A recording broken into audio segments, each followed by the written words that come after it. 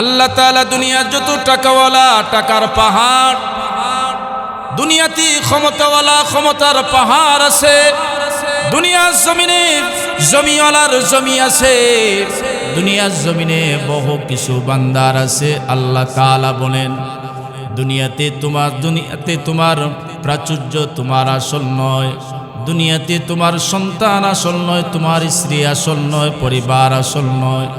তোমরা আকাশে চন্দ্র তারকা চমচিত আসমান দেখতে পাও, এটাও আসল নয়। এই দুনিয়া থেকে তুমি বিদায় হয়ে যাবা, দুনিয়া আসল ঠিকানা নয়, পরকালই হচ্ছে তোমার জন্য আসল ঠিকানা। এই দুনিয়া যা আছে এটা হচ্ছে ক্ষণস্থায়ী। আল্লাহ পাক জানায় দেয় বাল তুতিরুনাল হায়াতাদ দুনিয়া, বাল তুতিরুনাল হায়াতাদ দুনিয়া। আল্লাহ পাক জানায় দেয় বান্দা এই দুনিয়াটা তোমাদের জন্য আসল নয়, আসল হচ্ছে ওয়াল আখিরাতু খায়রুন ওয়া আবকা। পরকাল হচ্ছে তোমাদের আসল ঠিকানা। দুনিয়া থেকে আসল না নকল? দুনিয়া আসল, আখিরাত আসল না নকল? মৃত্যুর পরেই তা অনুধাবন করা যাবে, কিন্তু সেদিন অনুধাবন করে কোনো কাজে আসবে না। দুনিয়াতে যারা দুনিয়াকে আপন মনে করেছে, আসল মনে করেছে, যারা দুনিয়াটাকে আসল মনে করলো, এ দুনিয়াটা আসল নয়, বরং রাসূলুল্লাহ সুন্দর করে বুঝায় গেলেন। আল্লাহ নবী আজ থেকে প্রায় 1450 বছর আগে জানিয়ে দিলেন হুব্বুদ দুনিয়া রাসু কুল্লি খতিআ। এই মহব্বত যদি দিলে তৈরি করতেই হয়, তাহলে মহব্বত যেন আখিরাতের হয়, আখিরাতের মহব্বত যেন হয়। দুনিয়ার মহব্বত হচ্ছে গুনাহের মূল, সকল গুনাহের মূল হচ্ছে দুনিয়ার মহব্বত। দুনিয়ার মহব্বতের মাধ্যমে যদি আখিরাত অর্জন করা যায়, তাহলে এটি হচ্ছে আসল মহব্বত। নচেত দুনিয়ার কোনো মূল্য আল্লাহ তাআলার কাছে নেই। রাসূলুল্লাহ সাল্লাল্লাহু আলাইহি ওয়াসাল্লাম বলেন এই তামাম দুনিয়াতে প্রাচুর্য, অর্থ, টাকা করি, স্বর্ণ অলংকার, মণিমুক্তার পাহাড়, কোনো কিছুর আল্লাহ তাআলার কাছে কোনো দাম নাই, কোনো কিছুর মর্যাদা আল্লাহ তাআলার কাছে নাই। আল্লাহ তাআলার কাছে যদি এই দুনিয়ার কোনো দাম থাকতো, আল্লাহর নবী বলেন এই দুনিয়াটা যদি আল্লাহ তাআলার কাছে একটা মশার দানা পরিমাণ মর্যাদা থাকতো, তাহলে এই দুনিয়ার বুকে যত ইহুদি কাফের বেঈমানেরা আছে, যারা বেনামাজি আছে, যারা গায়রুল্লাহর উপাসনা করে, তাহলে পৃথিবীর এই বুকে আল্লাহর কাছে পৃথিবীর দাম থাকলে গায়রুল্লাহর উপাসনা করনেওয়ালাকে এক মুষ্টি খাবারও দুনিয়াতে দিত না। পাগল মন আমার তুমি কারলা গিয়া বন্ধরে সুখের ঘর। পাগল মন আমার তুমি কারলা গিয়া বন্ধরে সুখের ঘর। উপর তলাই বাতি জলে, উপর তলাই,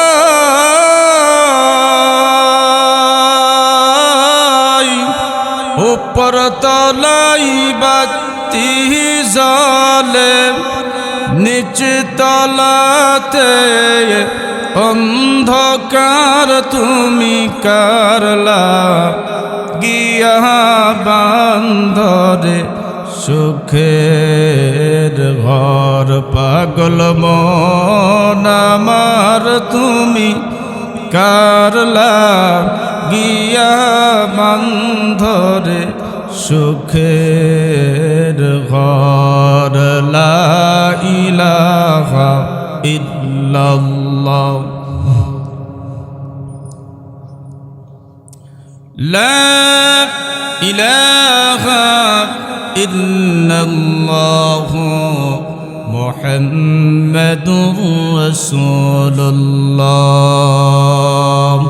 সবাই জবান ছেড়ে পড়ি সাল্লাল্লাহু আলাইহি ওয়াসাল্লাম।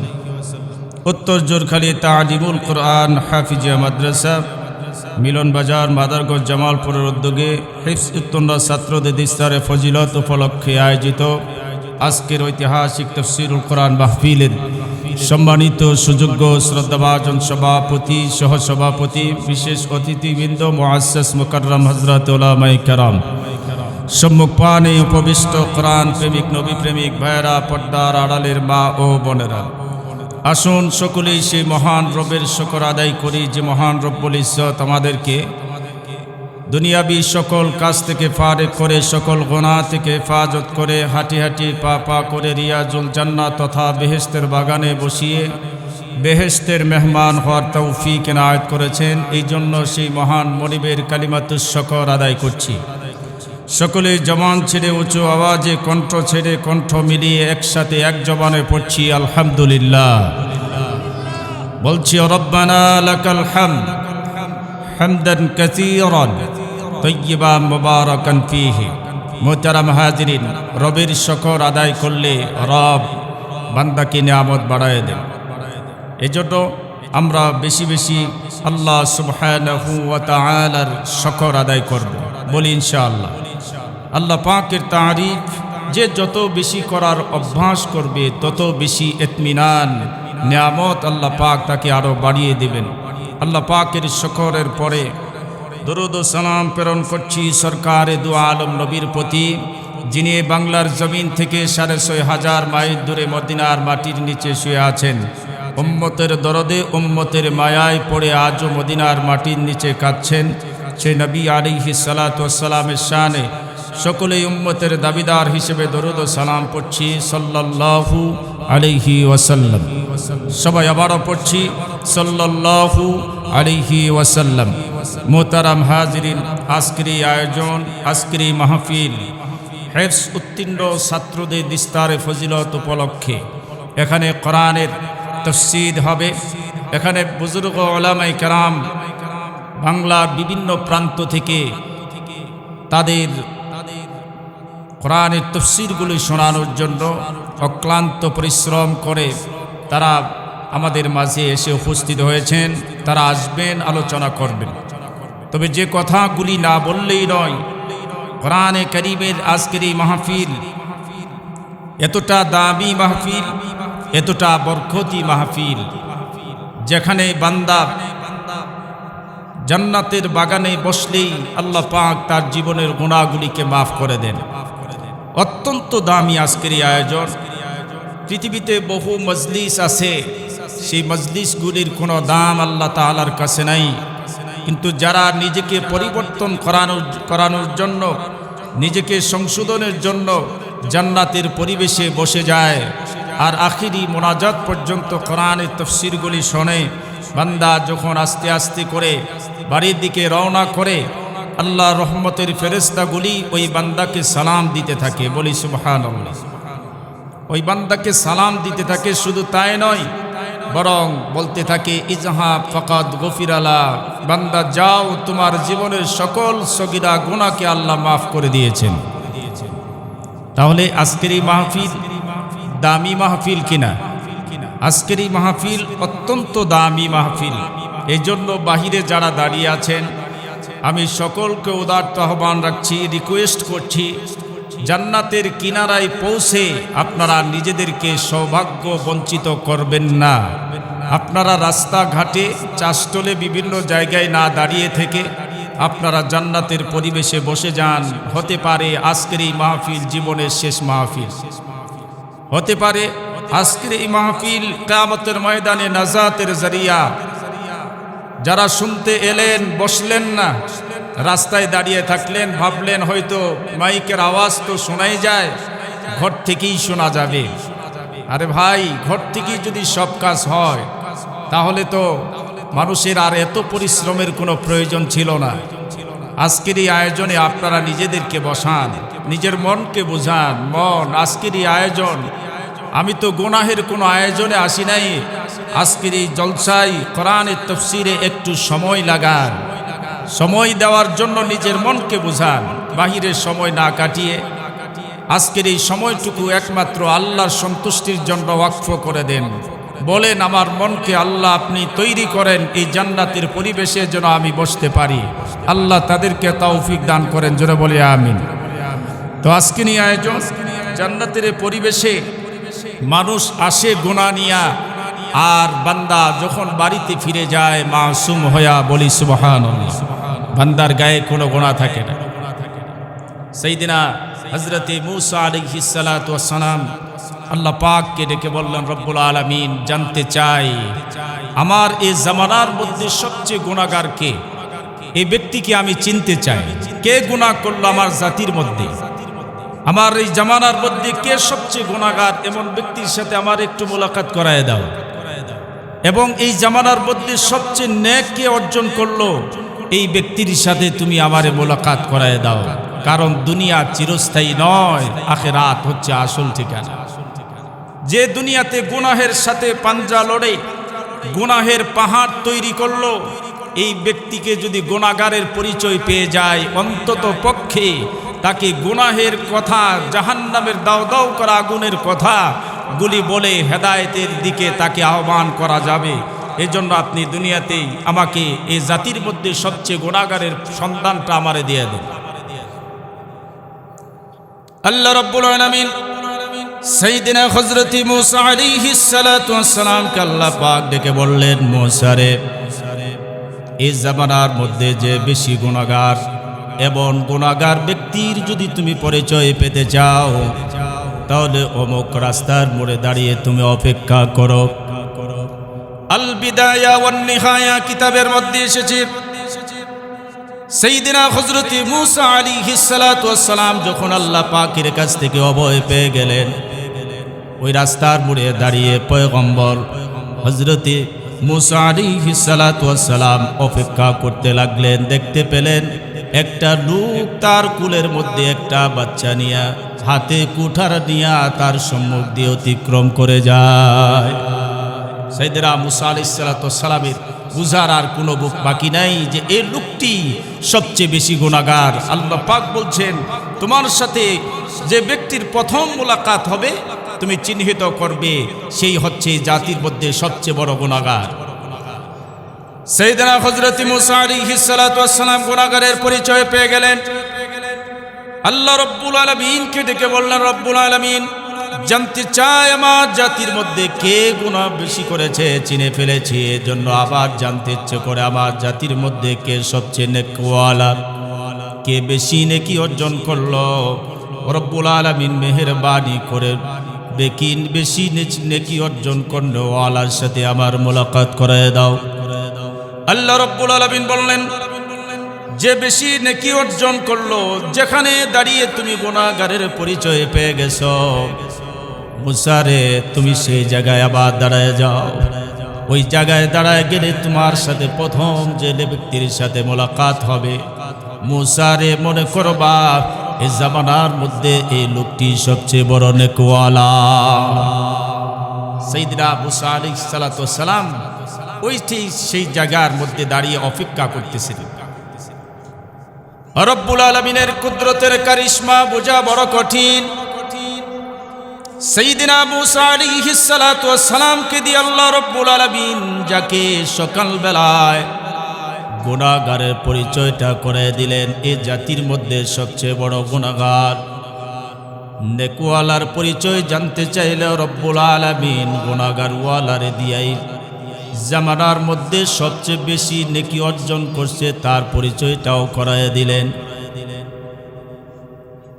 সাইয়েদিনা হযরত মূসা আলাইহিস সালাতু ওয়াস সালাম সিজদায় পড়ে গেলেন, রব্বুল আলামিনকে ডেকে বললেন, আল্লাহ তোমার কাছে জানতে চাইলাম এই জামানার মধ্যে কে গুনাহ বেশি করলো। গুনাহগারের পরিচয়টা তুমি যারে দিয়া করাইয়া দিলা, আমি আবার জানতে চাইলাম নেকি কে বেশি অর্জন করেছে। গুনাহগারকে দিয়াই তুমি পরিচয় করাইয়া দিলা, কারণটা কি? সকালে যে গুনাহগার বিকালে কেমনে বড় নেকওয়ালা হয়ে যায়, রব্বুল আলামিন নিজের বড় জানতে ইচ্ছা করে। তোমার কুদরত বড় কঠিন রে আল্লাহ। আল্লাহ পাক জানায় দেন, মূসা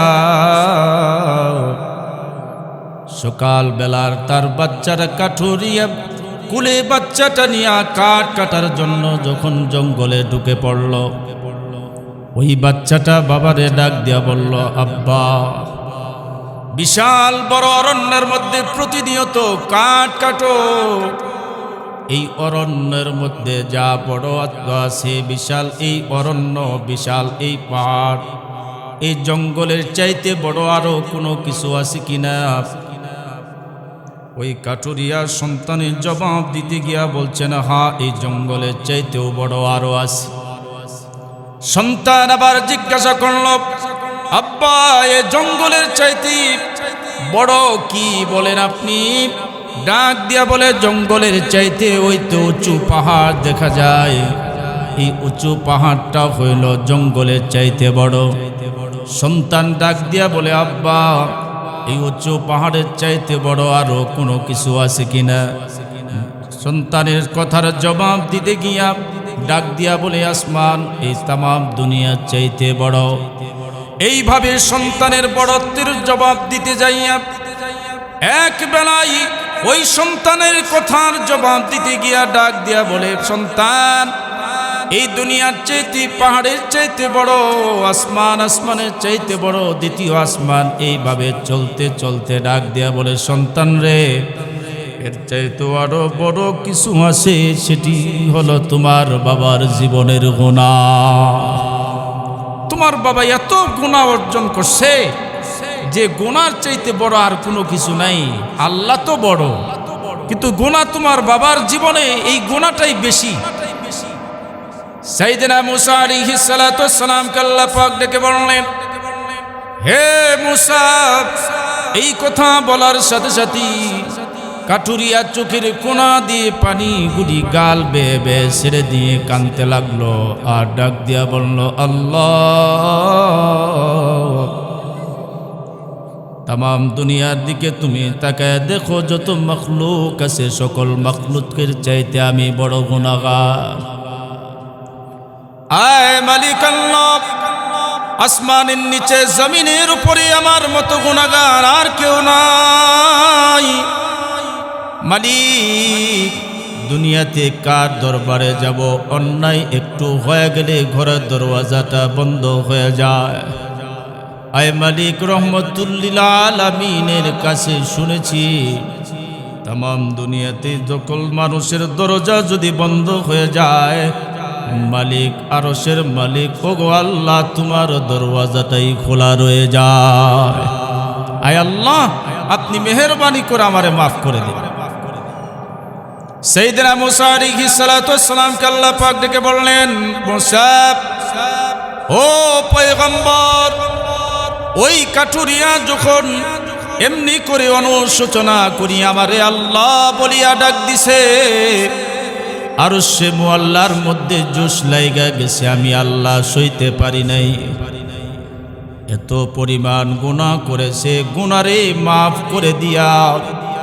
যে লোকটা সকাল বেলায় গুনার বোঝা ছিল, গুনার পাহাড় ছিল, ওই গুনাহটারে মোচন করিয়া ওই গুনাহটারে একেবারে শেষ করে দিয়ে আমি আল্লাহ, আমি এমন গফফার, আমি এমন গফফার, এমন সত্তার, আমি আল্লাহ রব্বুল আলামিন গফফারের উসিলায় সকাল বেলার গুনাহগাররে অনুশোচনার জন্য বিকাল বেলায় সবচেয়ে বড় নেকওয়ালা বানায়া দিলাম।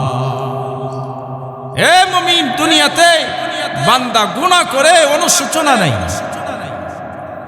জান্নাতের পরিবেশে মানুষ আসে, জান্নাতের পরিবেশে বসার মতো তকদির হয় না। হেলাই খেলাই সময় চলে যায়, আখিরি মোনাজাত পর্যন্ত বান্দা যদি এ জান্নাতের পরিবেশে বসে বসে যদি বান্দা তার সময়টা কাটায় দেয়, জীবনে কোনো আমল যদি মালিকের দরবারে মঞ্জুর নাও হয়, অন্তত পক্ষে আল্লাহর আদালতে বলা যাবে, রে মালিক, অন্যায় করেছি, অপরাধ করে ফেলেছি, জীবনে অনুশোচনাও করেছি, রে মালিক আল্লাহ, আমার অপরাধগুলির অনসমান সমূহ পর্যন্ত আয় মালিক আল্লাহ, অপরাধ দিকের দিকে তুমি আমার তাকায়ও না, রহমতের দিকে তাকায়া তুমি আমারে মাফ করিয়া দাও। বান্দার অনুশোচনা আল্লাহ তাআলার কাছে বড় দামি। এজন্য আজকের এই আয়োজনে আমরা গ্রাম মহল্লায় যে যে জায়গার মধ্যে অবস্থান করছি, মেহেরবানি করে নিজের তকদিরকে বুলন্দ করার জন্য জান্নাতের বাগানে বসি, আল্লাহ তৌফিক দান করে। কারণ এ দুনিয়া থাকার জায়গা না। দুনিয়া কি থাকার জায়গা? পরকাল হচ্ছে আসল ঠিকানা। এই জন্যই আমার ভূমিকার মধ্যে ছোট্ট একটা আয়াত তেলাওয়াত করছি, সময় বড় কম। আমন্ত্রিত ওলামায়ে কেরাম এসে পড়েছেন, আমি আয়াত পড়েছি, ছোট্ট একটি আয়াত। আল্লাহ তাআলা এই আয়াতের মধ্যেই পৃথিবীর সব মানুষগুলিকে, রাজা, বাদশা, মন্ত্রী, মিনিস্টার, সুইপার থেকে শুরু করে সবাইরা আল্লাহ অগ্রিম মেসেজ দিয়ে দিছে।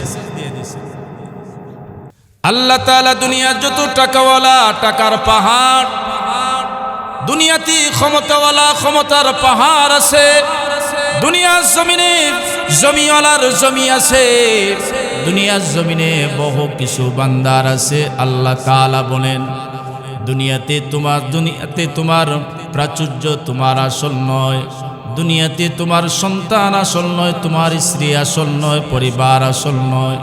তোমরা আকাশে চন্দ্র তারকা চমচিত আসমান দেখতে পাও, এটাও আসল নয়। এই দুনিয়া থেকে তুমি বিদায় হয়ে যাবা, দুনিয়া আসল ঠিকানা নয়, পরকালই হচ্ছে তোমার জন্য আসল ঠিকানা। এই দুনিয়া যা আছে এটা হচ্ছে ক্ষণস্থায়ী। আল্লাহ পাক জানায় দেয়, বাল তুতিরুনাল হায়াতাদ দুনিয়া, বাল তুতিরুনাল হায়াতাদ দুনিয়া। আল্লাহ পাক জানায় দেয়, বান্দা এ দুনিয়াটা তোমাদের জন্য আসল নয়, আসল হচ্ছে ওয়াল আখিরাতু খায়রুন ওয়া আবকা। পরকাল হচ্ছে তোমাদের আসল ঠিকানা। দুনিয়া থেকে আসল না নকল? দুনিয়া আসল, আখেরাত আসল না নকল? মৃত্যুর পরেই তা অনুধাবন করা যাবে, কিন্তু সেদিন অনুধাবন করে কোনো কাজে আসবে না। দুনিয়াতে যারা দুনিয়াকে আপন মনে করেছে, আসল মনে করেছে, যারা দুনিয়াটাকে আসল মনে করলো, এ দুনিয়াটা আসল নয়, বরং রাসূলুল্লাহ সুন্দর করে বুঝায় গেলেন। আল্লাহ নবী আজ থেকে প্রায় 1450 বছর আগে জানিয়ে দিলেন, হুব্বুদ দুনিয়া রাসু কুল্লি খতিআ। এই মহব্বত যদি দিলে তৈরি করতেই হয়, তাহলে মহব্বত যেন আখিরাতের হয়, আখিরাতের মহব্বত যেন হয়। দুনিয়ার মহব্বত হচ্ছে গুনাহের মূল, সকল গুনাহের মূল হচ্ছে দুনিয়ার মহব্বত। দুনিয়ার মহব্বতের মাধ্যমে যদি আখিরাত অর্জন করা যায়, তাহলে এটি হচ্ছে আসল মহব্বত। নচেত দুনিয়ার কোনো মূল্য আল্লাহ তাআলার কাছে নেই।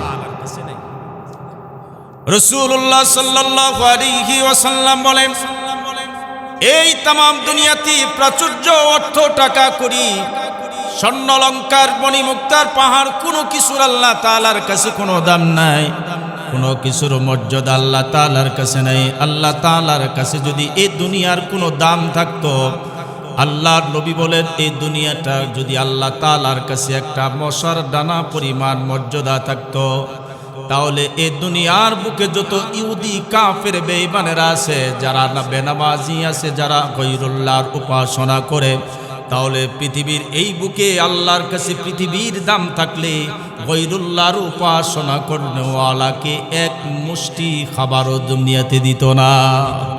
কারণ দুনিয়ার কোনো দাম নেই। জানাহাইন, দুইটি মাছার ডানার সমানও এই পৃথিবীর কোনো দাম আল্লাহ তাআলার কাছে নেই। এজন্য আল্লাহ তাআলার কাছে কোনো দাম নাই।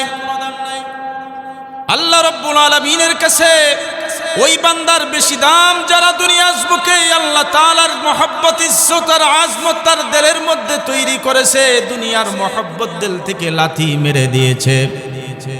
আল্লামা ডক্টর ইকবাল বলছেন, তারাই তো দুনিয়াতে সবচেয়ে বড় দামি হয়ে গেছে, যারা আউলিয়া নে লাতে মারি সারে দুনিয়া সব কি সব, औलिया ने लात मारी सारे दुनिया सब की सब।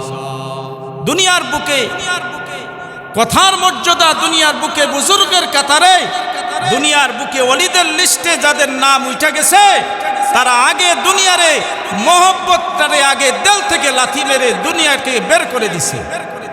যারা বুজুর্গ হয়ে গেছে তাদের কাছে দুনিয়ার কোনো দাম আল্লাহ তাআলার কাছে যেমন নাই, এরূপ যারা দুনিয়াতে বুজুর্গ আল্লাহর নৈকট্য হাসিল করছে তাদের কাছেও এই দুনিয়ার 4 পয়সার মূল্য নেই।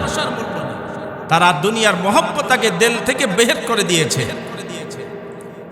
এই জন্য তারা দুনিয়াকে কোনো মূল্যায়ন করে না। দুনিয়াতে যদি কোনো গুনাহ হয়ে যায় এত অনুশোচনা করে আর চোখের কোনা দিয়ে পানি ফেলায়া কান্দে আর বলে, আল্লাহ অন্যায় করে ফেলেছি। নির্জনে চোখের কোনা দিয়ে পানি ফেলে আর বলে, মালিক অন্যায় হয়ে গেছে, অপরাধ হয়ে গেছে, মালিক কোনো গুনাহ নিয়ে তোমার আদালতে দাঁড়াইতে চাই না, মেহেরবানি করে তুমি আমারে মাফ করে দাও। তাদের কাছে গুনার তাকে তারা বুঝা মনে করে। দুনিয়াতে আজকে নামাজের ওয়াক্ত চলে যায়, নামাজ পড়ে না, এটা কি একটা মামুলি ব্যাপার মনে করে। নামাজ পড়লেই কি হবে বা না পড়লেই কি হবে, এটা সামথিং ব্যাপার। নাউযু বিল্লাহি মিন যালিক। মুসলমানদের ঘরের সন্তানদের তো এমন আদত হওয়ার কথা না, বরং মুসলমানের কানে যখন আজান শুনবে মুসলমান তো পাগল হয়ে যাওয়ার কথা, বাইতুল্লাহ গিয়ে সেজদায় মাথা নুয়ে দেওয়ার কথা। কিন্তু কখন মুয়াজ্জিনের আজান হয় আর কখন পাশ কেটে চলে যায়, আল্লাহ কখন তাদের সহি বুঝ দান করবে, আল্লাহ তৌফিক দেন। আল্লাহ সহি বুঝের তৌফিক দান করে। মুসলমানের আমাদের পূর্বপুরুষ আসহাবে সাহাবা তারা আমাদেরকে ইসলামের একটা রুটিন তৈরি করে দিয়ে গেছেন যে এই রুটিন অনুযায়ী দুনিয়াতে তোমাকে চলতে হবে। এই দুনিয়া তোমাদের আসল নয়।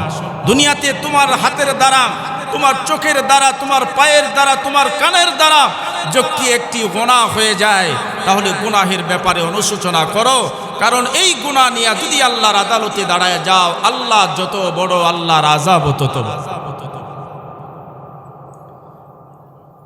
এই জন্য রাসূলুল্লাহ সাল্লাল্লাহু আলাইহি ওয়াসাল্লামের সাহাবী খলিফাতুল মুসলিমিন হযরত ওমর ফারুক রাদিয়াল্লাহু তাআলা আনহুর জামানায় একজন নওজোয়ান যুবক মক্কাতুল মুকাররমা থেকে 350 মাইলের পথ পাড়ি দিয়ে আসছেন। 350 মাইলের পথ পাড়ি দিয়েছেন মরুভূমির জাহাজ উট নিয়া। দুনিয়াতে যারা গুনার এই গুনাহ মনে করছে আল্লাহর আদালতে দাঁড়ায়া কি জবাব দিবে তার একটা উপমা। যুবক মরুভূমির জাহাজ উট নিয়ে রওনা করছে, যাইতে যাইতে শরীরে ক্লান্ত হয়ে গেছে। উটটারে একটা গাছের সাথে শক্ত করে বেঁধে গাছের গুড়ালির সাথে একটু টেক লাগায়া তন্দ্রাচ্ছন্ন ভাব আইসা গেছে। তন্দ্রাচ্ছন্ন ভাব যখন এসে গেল, ঘুমের ঘরে চলে গেছে। মানুষ ঘুমিয়ে যায়, চোখও ঘুমায় যায়, আপনিও ঘুমায় যান, চোখ ঘুমায় যায়, আমিও ঘুমায় যাই, আমার চোখও ঘুমায় যায়। কিন্তু নবীদের ঘুম আর মানুষের ঘুমের মধ্যে পার্থক্য হলো, নবীদের চোখও ঘুমায় যায় কিন্তু নবীদের অন্তর ঘুমায় না। আপনার আমার চোখও ঘুমায় যায়, অন্তরও ঘুমায় যায়। এ নওজোয়ান যুবকী গাছের সাথে উটটারে শক্ত করে বেঁধে গাছের সাথে টাক লাগায়া তন্দ্রাচ্ছন্ন ভাব এসে গেল, ঘুমও এসে গেল। হঠাৎ করে ঘুম থেকে জাগ্রত হওয়ার পরে দেখলো তার উটও নেই, মালও নেই। মরুভূমির জাহাজ উট বলা হয়, উটকে মরুভূমির জাহাজ বলা হয়। যখন মালও নাই, যখন উটও নাই, তাহলে মদিনাতুল মুনাওয়ারায় কেমনে যাবে? বড় পেরেশান হয়ে গেলেন। এতটা পেরেশান হয়ে গেলেন, খোঁজাখুঁজি করতে লাগলেন উটটা কোথায় পাওয়া যাবে, কারণ উটের উপরে তো আমার সফরের সামানগুলিও রাখা। উট পায়া গেলে তো আমি খাবারটুকুও পায়া যাব, সামানগুলিও পায়া যাব। এইভাবে চিন্তা করে করে উটের তল্লাশে বের হয়ে গেলেন। ঘুরতে ঘুরতে গিয়া দেখলেন, একটা বাগানের পাশে গিয়া দেখলেন নওজোয়ান যুবককে দেখতেছেন তার যে উটটা আছে, এই উটটা মরা অবস্থায় খেজুরের বাগানের মধ্যে পড়ে আছে। নওজোয়ান যুবক এই চিত্রটা দেখিয়া দিলের মধ্যে একটা মোচড় দিয়ে উঠেছে। চিন্তা করলো, হায় রে, এই মরুভূমির জাহাজ আমার উটটারে আমার কে মেরে ফেললো, এত বড় সর্বনাশ কে করলো? কেমন করে আমি পাড়ি দেব এই মরুভূমি? আমার খাবারও শেষ হয়ে গেল, আর আমার পায়ে হেঁটে এত মরুভূমির 42 সেলসিয়াস তাপমাত্রা অতিক্রম করা সম্ভব নয়। আল বিদায়া ওয়ান নিহায়া কিতাবের মধ্যে এসেছে যে ওই নওজোয়ান যুবককে যখন দেখলো মেজাজ বড় গরম হয়ে গেল। কে মারলো? দেখলেন উট মরে আছে, উটের পাশে একটা বৃদ্ধ দাঁড়ায় আছে। বৃদ্ধের কাছে জিজ্ঞেস করলেন, এ বৃদ্ধ বাবাজি, আমার উটটারে কে মারছে, আপনি কি একটু জানেন, দেখছেন? নওজোয়ান যুবকের কথা শুনে বৃদ্ধ মুসলমান কখনো মিথ্যা বলে না। বৃদ্ধ ডাক দিয়া বলে, হে নওজোয়ান যুবক, এই উটের মালিক কি তুমি? নওজোয়ান যুবক বললেন, হ্যাঁ, এই উটের মালিক আমি। উটটারে কে মারছে আপনি কি দেখেছেন? নওজোয়ান যুবকের কথা জবাবে এই বৃদ্ধ ডাক দেয়া বলে, আমি মুসলমান, সরল মনা, মিথ্যা বলবো না। আমার খেজুরের চারা কেবল মাত্র রোপণ করেছি, খেজুরের ভিতরে এসেছে তোমার উট। উটটা আসার পরে আমি দূর থেকে একটা ঢিল ছুঁড়ে মেরেছি। ঢিলটা যাইয়া সোজা তোমার উটের মাথা বরাবর লাগছে। মাথা ফেটে রক্ত খরণ অবস্থায় এই বাগানের ভিতরে পড়ে মারা গেছে। উটটারে আমি মেরে ফেলেছি। মুসলমান তো মিথ্যা কথা কয় না। উটের পরিবর্তে একটা উট দিয়া দিবে, যেটা অন্যায় হয়ে গেছে, অন্যায়ের জন্য একটা উট মেরে ফেলেছে, উটের পরিবর্তে তারা আরেকটা উট দিলেই তো শেষ। এক্ষেত্রে তো জরিমানা, অনেক ক্ষেত্রে দেখা যায় জরিমানা হয়ে গেছে 5,000 টাকা। 5,000 টাকার বদলে জরিমানা হওয়ার এই আদতে জরিমানা দিতে হবে বলে দেখা যায় অনেক সময় বলে, আল্লাহর কসম করে বলি আমার দ্বারা এই কাজ হয়নি। মুসলমানের এমন সন্তান আছে না নাই? জমা দিবে 5,000, কিন্তু তখন অনায়াসেই সে বলে গেল আমার দ্বারা এই কাজ হইতে পারে না। কিন্তু নওজোয়ান যুবকের কথার জবাবে ডাক দিয়ে বলছেন, হ্যাঁ, আমি মেরে ফেলেছি। নওজোয়ান যুবক উটটা মেরে ফেলার চিত্র যখন শুনলেন, আর দেরি করেন নাই। নওজোয়ান যুবক নিজের রাগটারে কন্ট্রোল করতে পারল না, নিজের রাগটারে চেক দিতে পারল না। যেহেতু মরুভূমির জাহাজ উটটা মরে গেছে, এই জন্য এই নওজোয়ান যুবকে ওই বৃদ্ধরে একটা ধাক্কা মারছে। ধাক্কা মারার সাথে সাথে বৃদ্ধ ওই জমিনে পড়ে তৎক্ষণাৎ ইন্তেকাল করছে। এক পাশে উট মরে আছে, আর এক পাশে বৃদ্ধের লাশ পড়ে আছে। নওজোয়ান যুবক চিন্তা করতে লাগলো, মালিক আল্লাহ, অন্যায় আজ বড় করে ফেললাম রে মালিক। কেন আমি তাকে নিজের রাগটারে চেক দিলাম না? কেন তারে আমি একটা ধাক্কা মারলাম? ধাক্কা মারার সাথে সাথে সে ইন্তেকাল করলো। আয় আল্লাহ, দুনিয়াতে আমার হত্যার বিচার হয়ে যাবে, আখিরাতে আল্লাহর আদালতে হত্যার বিচার নিয়ে দাঁড়াতে চাই না। দুনিয়াতে আমার পাপ শেষ হয়ে যাক, অন্ধকার কবরের জন্য কোনো পাপ আমি জমা রাখতে চাই না। নওজোয়ান যুবকী ধাক্কা মারার সাথে সাথে বৃদ্ধ মরে গেল। মৃত্যুর লাশ এক পাশে, আরেক পাশে উটটা মরে আছে। এই দুইয়ের মাঝখানে নওজোয়ান যুবক দাঁড়িয়ে আছে। বৃদ্ধের দুইটা সন্তান প্রতিদিন তাকিয়ে থাকেন। সন্ধ্যাকালে বৃদ্ধ তার বাড়িতে চলে যায়, কিন্তু আজকে সন্ধ্যা পার হয়ে যায়, কিন্তু বৃদ্ধের দুইটা সন্তান তাকায় আছে, বাবা এখনো পর্যন্ত বাড়িতে নাই। আস্তে আস্তে করে বৃদ্ধের দুইটা সন্তান এক পা দু পা করে বাগানের পাশে চলে গেল। বাগানের পাশে চলে যাওয়ার পরে দেখলো এক পাশে একটা মরা উট, আর এক পাশে বাবার লাশ, মাঝখানে একটা নওজোয়ান যুবক। ডাক দিয়া বলল, হে নওজোয়ান যুবক, আমার আব্বারে কে মারছে? তুমি কি এটা জানো? নওজোয়ান যুবক বলে, হ্যাঁ আমি জানি কে মেরেছে। আমি মুসলমান, মিথ্যা বলবো না। আল্লাহর আদালতে মিথ্যার গুনাহ নিয়ে দাঁড়াতে চায় না। তোমার বাবারে কে মারছে শুনতে চাও? বলে, হ্যাঁ। তোমার বাবারে তো আমি মেরে ফেলেছি। কেন মারছো? কই তোমার বাবা আমার উটটারে মারছে। কথা বুঝতেছেন?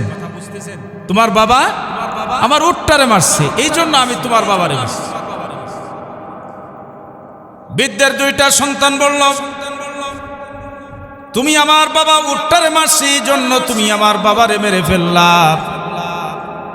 আমার বাবার উট মারার পরিবর্তে তোমার একটা উট দিয়ে দিতাম, তাই তো হতো, কিন্তু কেন তুমি আমার বাবারে মেরে ফেললা?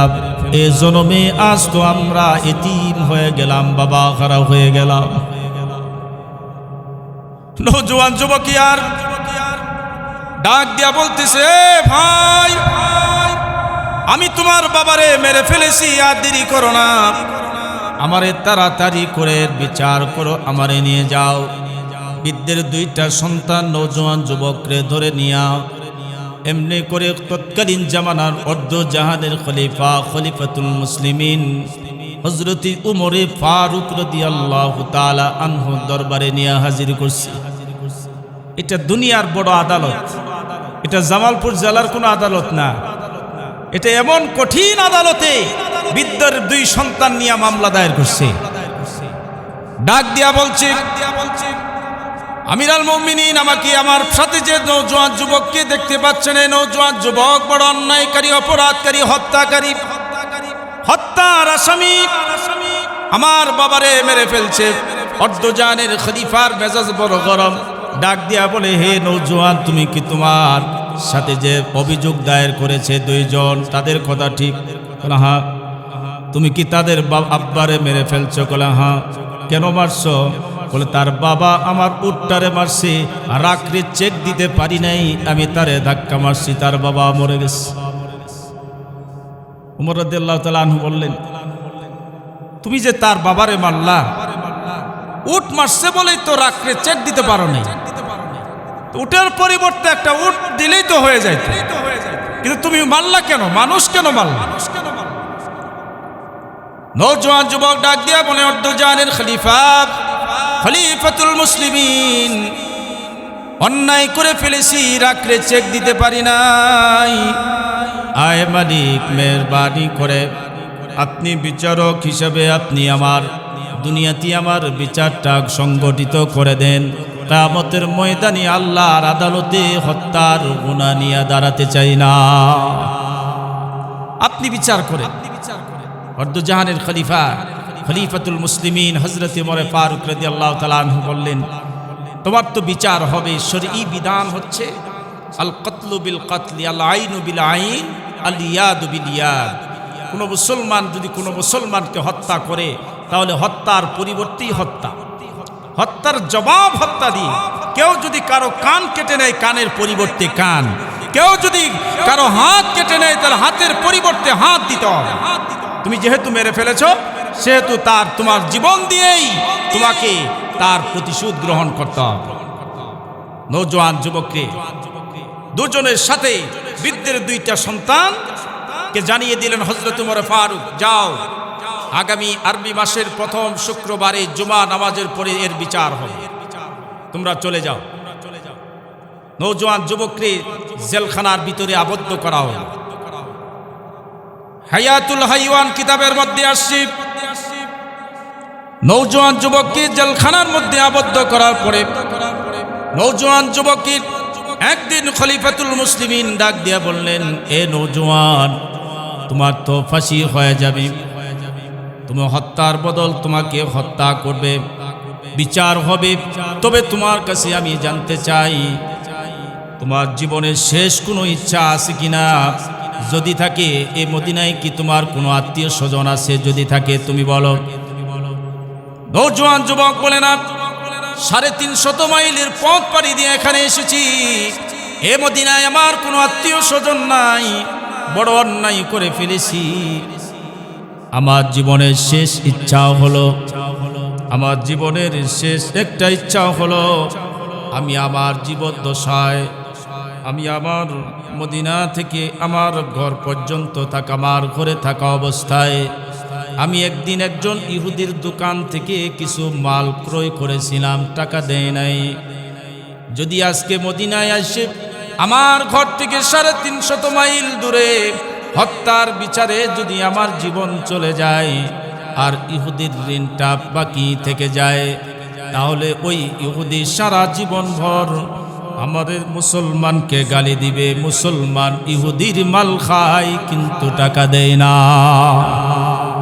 আমার একটা জীবনের তামান্না, আমির আল মুমিনিন, যদি আপনি আমার জীবনের শেষ ইচ্ছাটা কি জানতে চান, তাহলে আপনি আমার একটু রকসুদ দিয়া দেন, ছুটি দেন। আমি গ্রামে যাব, যাওয়ার পরে ইহুদির ঋণটারে আগে পরিশোধ করব। ইহুদির ঋণটারে পরিশোধ করে আসার আমি আবার ফিরে আসবো, কোনো অসুবিধা হবে না। অর্ধজানের খলিফা খলিফাতুল মুসলিমিন ডাক দিয়ে বলে, তুমি তোমার ঋণ পরিশোধ করে তুমি আবার ফিরে আসবা মদিনায়। এর সিউরিটি কি আছে? কারণ তোমাকে তোমার শেষ ইচ্ছা পূরণের জন্য তোমার বাড়িতে পাঠিয়ে দেওয়া যাবে না। একজনকে যদি তোমার সাথে সফর সঙ্গী করে দেয়, রাস্তার মাঝখানে তার হত্যা করে পালায়া যাইতে পারো। দুইজনকেও দেওয়া যাবে না, দুইজনের সাথে বাকবিতণ্ডা করে তুমি চলে যেতে পারো। তিনজনকেও দেওয়া যাবে না, কারণ যাদের ময়দানে জিহাদ সংগঠিত হচ্ছে, তো সেহেতু তোমার কোনো রকসুদ দেওয়া যাবে না। তবে একটাই উপায় আছে। কি উপায়? উপায় হলো মদিনাতে তোমার কোনো আত্মীয় স্বজন আছে নাকি? যদি তোমার পরিবর্তে জিম্মাদার বানায় যাইতে পারো, তাহলে তোমাকে ছুটি দেওয়া যাবে, তুমি আবার ফিরে আসবে। আগামী আরবি মাসের প্রথম শুক্রবারে জুমার পরে তোমার বিচার হবে। নওজোয়ান যুবককে ডাক দিয়া বলেন, আমির আল মুমিনিন, এ মদিনায় কোনো আমার আত্মীয় স্বজন নাই, এ মদিনায় আমার কোনো প্রতিবেশীও নাই, কেউ নাই, কারে আমি এর বিচার আমার পরিবর্তে জিম্মাদার বানায় দেব। কথোপকথন হচ্ছে আমির আল মুমিনের মাঝে। নওজোয়ান যুবক এক বেলায় চোখের কোনা দিয়া পানি ফেলে কাঁদতেছেন। এমনি সময় একজন সাহাবী ডাক দিয়া বলেন, লাব্বাইক আমির আল মুমিনিন, আমি হাজির। আমার ভাই দুনিয়াতে গুনাহ নিয়া কবরে যেতে চায় না। এই মদিনায় তো তার কোনো আত্মীয় স্বজন নাই। আল মুসলিমু আখুল মুসলিম, মুসলমান মুসলমানের ভাই।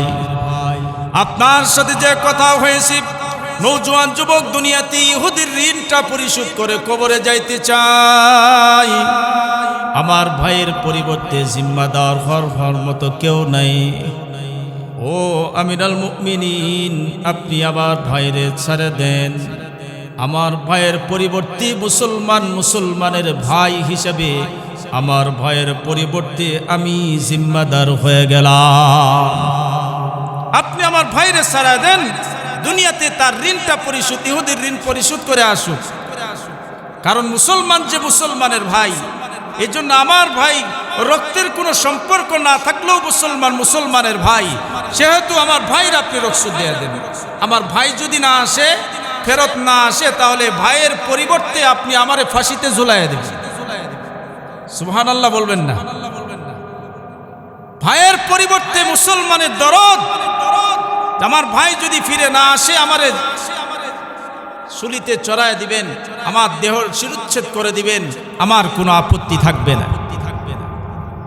এটা এমন একজন সাহাবী, এমন একজন মাপের সাহাবী, অর্ধজানের খলিফাতের কাছে যাইয়া ডাক দিয়া বলছে, তারে ছেড়ে দেন, আর আপনি আমার ভাইয়ের জিম্মাদার বানায় নেন।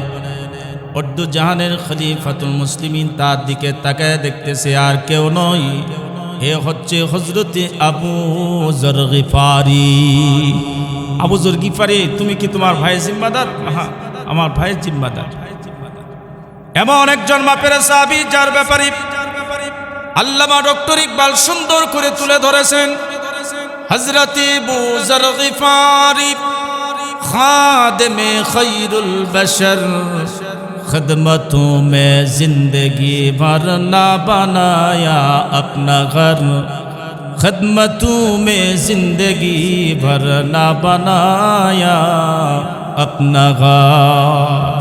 এমন একজন মাপের সাহাবী, যে আল্লাহর রসুলের খেদমত করতে যাইয়া জীবনে একটা বাড়ি বানানোর সুযোগ পায় নাই। এই সেই সাহাবী, রসুলের জলিলুল কদর সাহাবী, একজন আসামির হত্যার আসামির জিম্মাদার হয়ে গেছে। হযরত আবু যর গিফারি কত বড় দামি সাহাবী, সরকারের কাছে রহমাতুল লিল আলামিনের কাছে জিবরিল আমিন আয়েশা ডাক দেয়া বলে, ইয়া রাসূলুল্লাহ ইয়া হাবিবাল্লাহ, ওই তো মরুভূমির দিকে আপনি তাকায় দেখেন, কে জানি চাদর মোড়া দিয়া যায়। সরকারে দু আলম নবী তার নয়ন মুবারক দিয়া তাকাইলেন, ডাক দিয়া বললেন, পয়গম্বর আপনি কি তারে চিনেন? কয় না। রাসূলুল্লাহকে জিবরিল ডাক দিয়া বলে, মরুভূমি প্রান্তর দিয়া যে চাদর দিয়া মোড়া দিয়া হেঁটে যায়, যে হচ্ছে আপনার সাহাবী হযরতে আবু যর।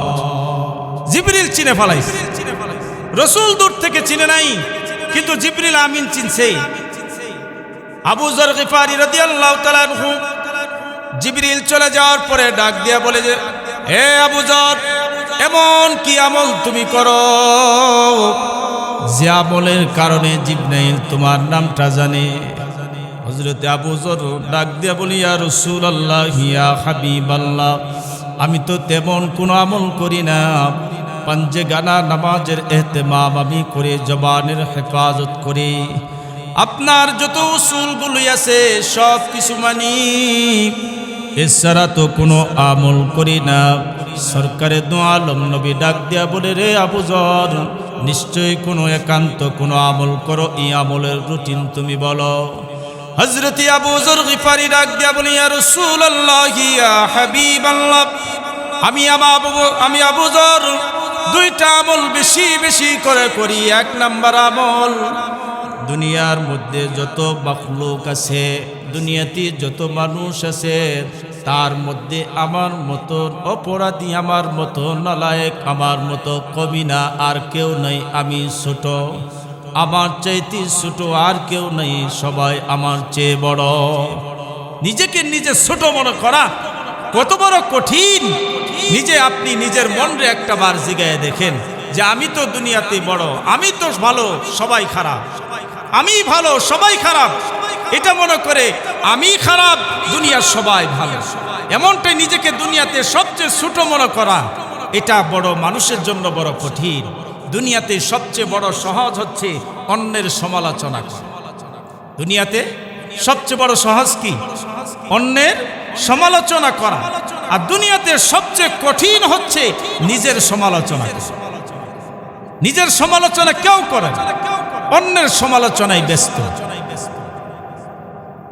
হযরত আবু যর গিফারি বলেন, ইয়া রাসূলুল্লাহ, দুনিয়ার মধ্যে সবচেয়ে আমি ছোট, আমার মতো আর কেউ নাই, এটা মনে করি। দুই নাম্বার হলো রাসূলুল্লাহ সাল্লাল্লাহু আলাইহি ওয়াসাল্লামকে বলেন, কোরআনুল কারীমের মধ্যে ছোট্ট একখানা সূরা আছে, এই সূরাটা আমি বেশি বেশি করে তেলাওয়াত করি। বলো কোন সূরা? ডাক দিয়া বলে, কুল হুয়াল্লাহর সূরা, যে সূরাটা আমি বেশি বেশি করে তেলাওয়াত করি।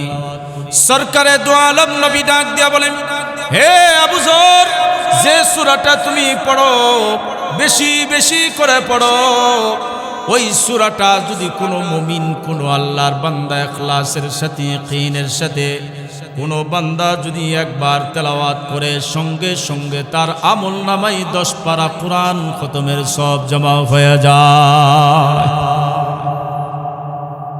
যদি কেউ 2 বার পড়ে তাহলে 20 পারা কোরআন খতমের সওয়াব, কেউ যদি 3 বার পড়ে পুরা 30 পারা কোরআন খতমের সওয়াব তার আমল নামাই জমা হয়। হযরত আবু যর ডাক দিয়ে বলেন, ইয়া রাসূলুল্লাহ, এই সূরাটাই আমি বেশি বেশি করে পড়ি। রহমাতুল লিল আলামিন ডাক দিয়ে বলে, পৃথিবীর উম্মতেরা শোনো, কোন মানুষ যদি দৈনিক 100 বার কুল হুয়াল্লাহর সূরা, সূরাতুল ইখলাস নামের এই সূরাটা 100 বার পড়ে, ঘরে বসে তেলাওয়াত করে, যদি কোনো মুমিন বান্দা শয়নে স্বপনে যে অবস্থায় পড়ে, তাহলে আল্লাহ রব্বুল আলামিন তার ঘর থেকে চিরতরে রিজিকের অভাব দূর করে দিবে। কুল হুয়াল্লাহ সূরার এত দাম। দুনিয়াতে মানুষের বকবকানিতে অনেক সময় পাওয়া যায়, অনেকের সমালোচনা করতে অনেক সময় পাওয়া যায়, নিজের ফায়দা হয় এমন কিছু দোয়া আছে, এটা পড়ার সময় পাওয়া যায়। অনেক লম্বা ঘটনা, ওই দিকে যাওয়া যাবে না। হযরত আবু যর গিফারি রাদিয়াল্লাহু তাআলা আনহু ওই হত্যার আসামির নওজোয়ান যুবকের জিম্মাদার হয়ে গেলেন। নওজোয়ান যুবক তার ভাইরে জিম্মাদার বানায়া চলে যাবেন। এমন সময় অর্ধ জাহানের খলিফাতুল মুসলিমিন ডাক দেয়া বলে, আবু যর, যদি এ নওজোয়ান যুবক ফিরে না আসে তাহলে তার পরিবর্তে তোমার এই হত্যার বিচার করা হবে, ফাঁসিতে ঝুলানো হবে। ডাক দিয়া বলে, আমার মুসলমান ভাই দুনিয়াতে ঋণ পরিশোধ করে যাবে। এটাই এর কারণে যদি আমি মুসলমান ভাইয়ের জীবন চলে যায়, তারপরেও আল্লাহর আদালতে নিজেরে বোঝাইতে পারবো রব্বুল আলামিন জীবনে কিছু করতে পারি নাই, তবে মুসলমান ভাইয়ের পক্ষে আমার জীবনটারে আমি ব্যয় করে দিয়েছি, মাফ করে দাও। আল্লাহর আদালতে অন্তত এইটুকু বলতে পারবো। অর্ধজাহানের খলিফা তাকে রুখসত দিয়ে দিলেন। নওজোয়ান যুবক চলে গেল। চলে যাওয়ার পরে বাড়িতে গিয়ে ইহুদির ঋণটা পরিশোধ করল। ইহুদির ঋণটা পরিশোধ করিয়া মার কাছে আসলো। মাকে ডাক দেয়া বলে, আম্মা, অন্যায় করেছি, এই বাড়ি থেকে মদিনায় 350 মাইল দূরে অপরাধ করে ফেলেছি। আয় মা, আজ এসেছি জীবনের শেষ মোলাকাত করার জন্য। মালিক কিয়ামতের আদালতে তোমার সাথে দেখা খবরে মা, দুনিয়াতে তোমার দুধের দাবিটুকু ছেড়ে দিও মা, আমার হত্যার বিচার হবে মদিনায়। নওজোয়ান যুবকী মার কাছ থেকে বিদায় নিয়ে নিল, বাবার কাছ থেকে বিদায় নিয়ে নিল। বিদায় নিয়ে সরাসরি আবার রওনা করলো, যেহেতু তার পরিবর্তে তার ভাইয়ের জিম্মাদার রেখে দেওয়া হয়েছে। এমনি সময় যখন আরবি মাসের প্রথম শুক্রবার এসে গেল, জুমার নামাজের সময় হয়ে গেল, হযরত ওমর একটা ফরমান লিখে পাঠালেন, একটা চিঠি লিখে পাঠালেন। এই চিঠিতে লেখা হলো, জল্লাদকে দেওয়া হলো, জল্লাদ যাও, এই চিঠিখানা নিয়ে হযরতে আবু যর গিফারির কাছে চলে যাও। জল্লাদ চিঠিখানা নিয়ে আবু যর গিফারির কাছে চলে গেলেন। যাইয়া চিঠি খুলে মুক্ত করে দেখলেন, অর্ধজাহানের খলিফাতুল মুসলিমিন হযরত ওমর ফারুক রাদিয়াল্লাহু তাআলা আনহু তাকে প্রস্তুতি গ্রহণ করতে বলেছেন। কারণ যে ভাইয়ের জিম্মাদার হয়ে গেছে, এই ভাই এখনো মদিনায় আসে নাই। নওজোয়ান যুবকের বিচার হবে, বৃদ্ধের 2টা সন্তান যদি আসে তাহলে তাদের সামনে কার বিচার করবে? এজন্য তাকে প্রস্তুতি গ্রহণ করতে বলো। চিঠিখানা পাইয়া অর্ধজাহানের খলিফাতুল মুসলিমিনের চিঠি যখন পেয়ে গেল, এই সময়টাতে জল্লাদ চোখের কোনা দিয়া পানিগুলি বেয়ে কাল বেয়ে ছেড়ে দিল। ডাক দিয়া বলল যে, আবু যর, দুনিয়াতে বহু অপরাধীর বিচার আমি করেছি, কিন্তু আবু যর, আজকে তোমার ন্যায়ের পক্ষে তোমার জন্য তোমার কোনো দোষ নাই। বিনা দোষীরে একজনকে আজকে ফাঁসির কাস্টে ঝুলাইতে হবে। দুনিয়াতে কত অপরাধীর বিচার করেছি, দিলের মধ্যে কোনো মায়া হয় নাই, কারণ অপরাধী। কিন্তু আজকে মুসলমান ভাইয়ের পক্ষে তুমি জিম্মাদার হয়ে গেছো।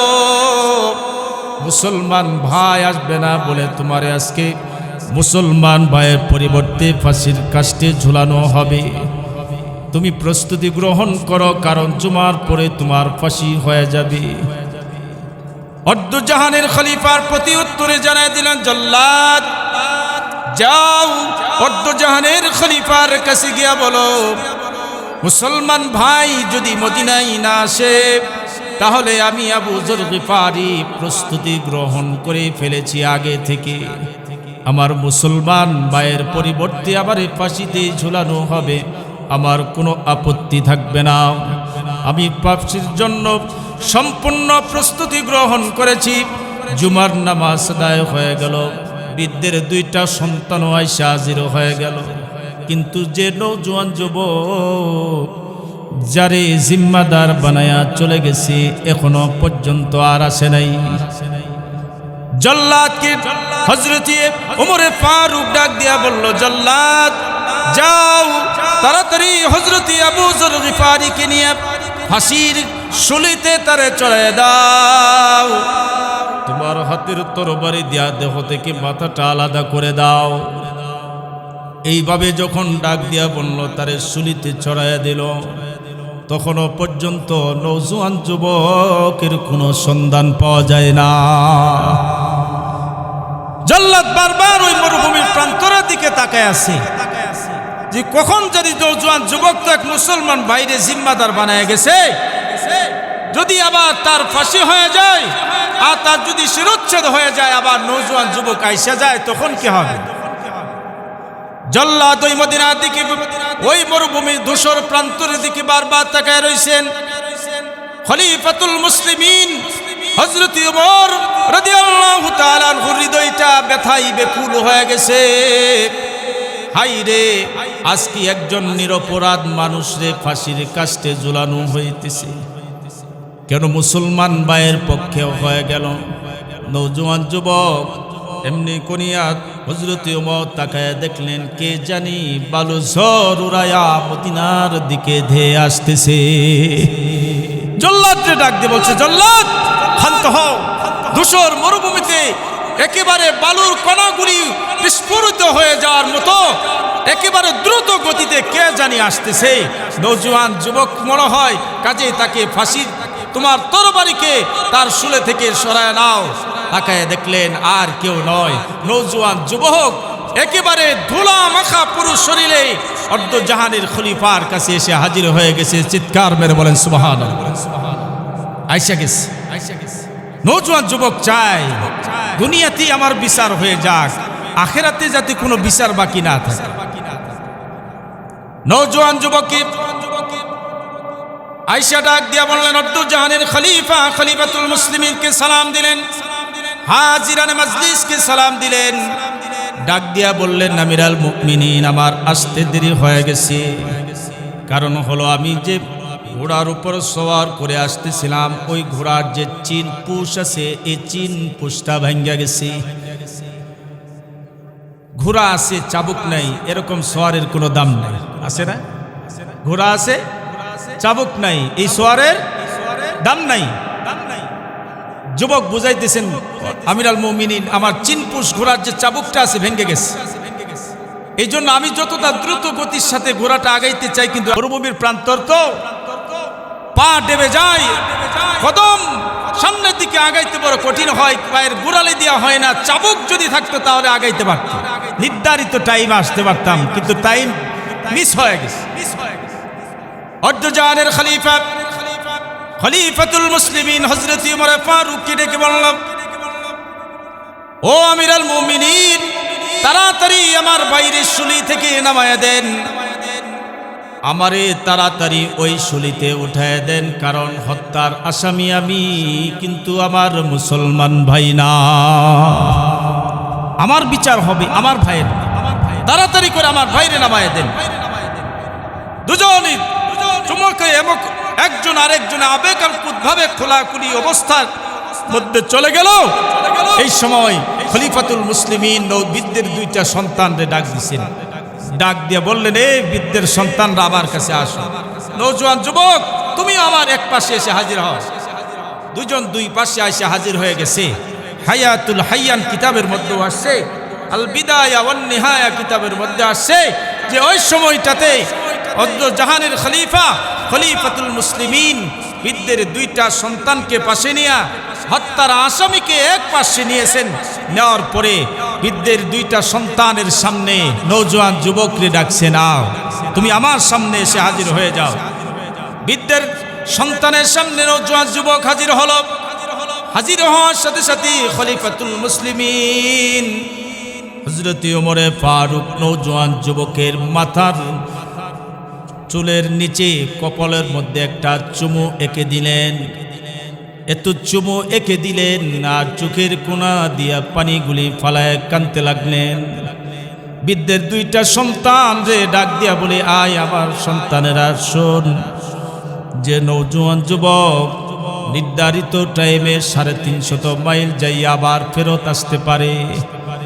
আমি খলিফাতুল মুসলিমিন ওমর সাক্ষ্য দেই, এই নওজোয়ান যুবক ইচ্ছা করে মানুষ মারতে পারে না। এ নওজোয়ান যুবকে